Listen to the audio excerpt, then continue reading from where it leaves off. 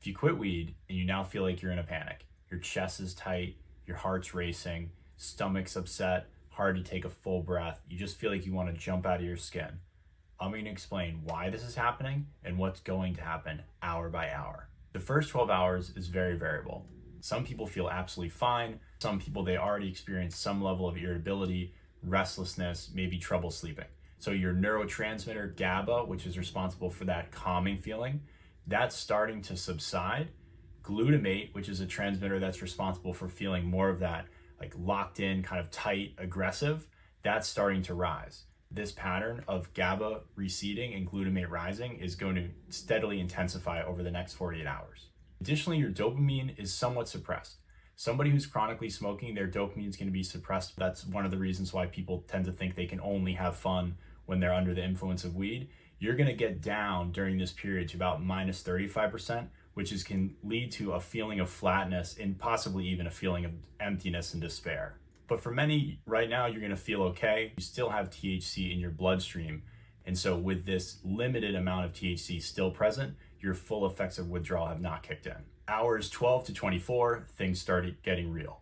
You're going to feel a rising anxiety, potentially a tightness in your chest, a loss of appetite. This is when the nausea can start to kick in. For some folks, nausea is a really big issue. It can be a cause for people to miss work. It can also be a cause for people to relapse and feel like they absolutely need cannabis. You're going to have fragmented sleep, and a lot of folks start to have more racing thoughts.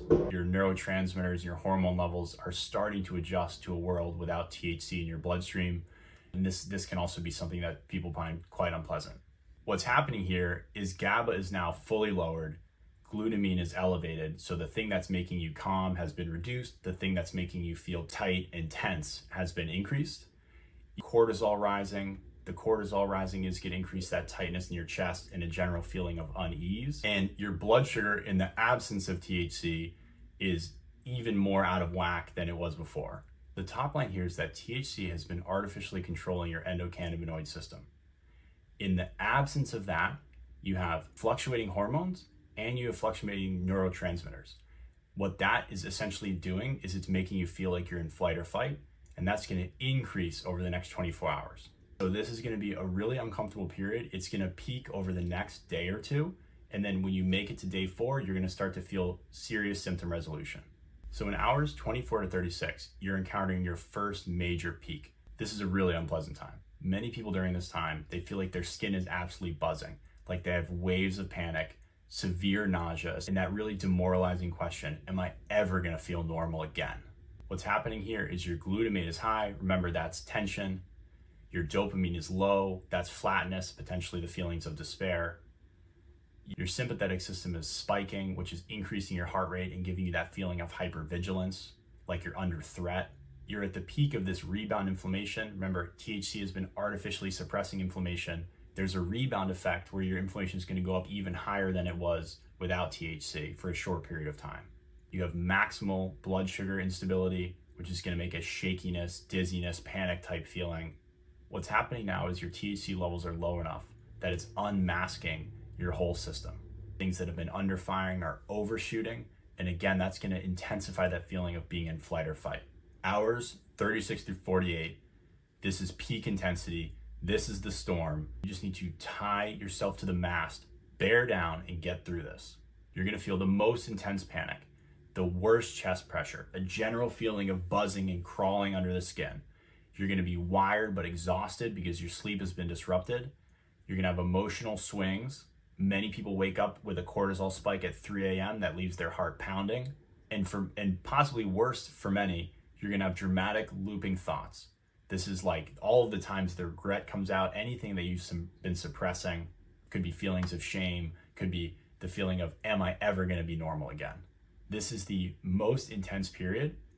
Things will come in waves through the rest of your recovery. But if you can get through this first 48 hours, you're going to feel a heck of a lot better in the next few days. You're at the peak of your inflammation rebound.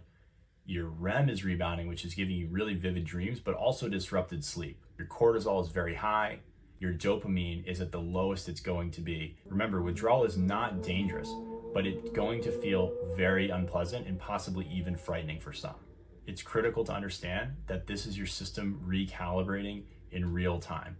In a sense, you've drawn up a debt, and right now your physiology is paying off that debt. All right, so now you've made it to hours 48 through 60, and this is where, for many, the turn begins. So congratulations if you've gotten here. If you're not yet here, you're gonna feel better. Just hold out. You're still anxious, but you're gonna be feeling less overwhelmed. You're gonna have these windows of clarity where you get a little taste of what normalcy feels like, possibly even better than you've been feeling in quite some time. Appetite for many is returning. For some, appetite does not return for significantly more time. So don't be freaked out by that. You're gonna have fewer panic spikes. And honestly, at this point, you're probably so exhausted, you are just ready for a good night's sleep. So the physiology about what's happening right now is your glutamate, which remember spiked, is finally starting to drop. So that tension is gonna be starting to resolve. The GABA, your normal levels of GABA, which is that more calming, I'm safe feeling, those are starting to restore. So you see, you're starting to get to an actual real equilibrium. Your cortisol is declining off of its peak, your blood sugar is starting to stabilize, and dopamine is beginning its slow restoration. Look, you're probably still uncomfortable, but just know that you've gotten through this. The worst is behind you, and you're gonna keep feeling better over time. In hours 60 to 72, you're emerging from this dark tunnel. You should have 20 to 40% reduction in symptoms, and that's meaningful when you're coming off real suffering.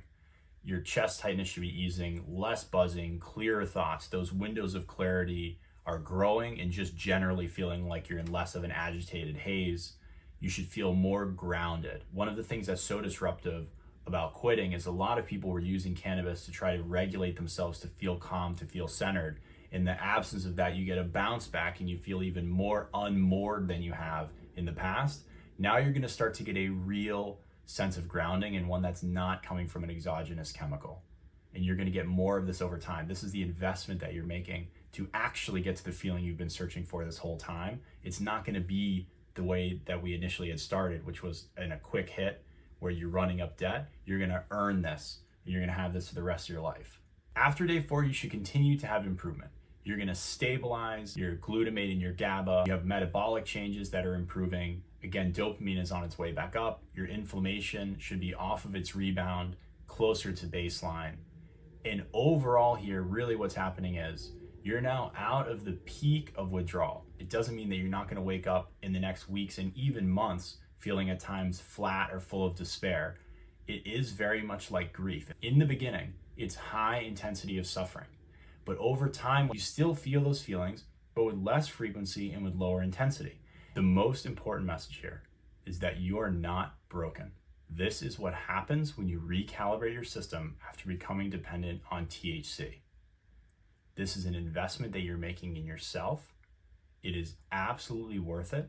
And in the days and weeks and months to come, you're gonna see a more fully embodied version of yourself. One that, yes, encounters challenges, but when you overcome those challenges, you're gonna fall asleep at night feeling really good about you. And the only barrier to achieving that is your willingness to stick through this initial intensity and then those peaks and troughs of the cravings and the symptoms that will continue for some weeks or months. But you're gonna get through it, you're investing in yourself, you're worth it, and you're gonna be successful.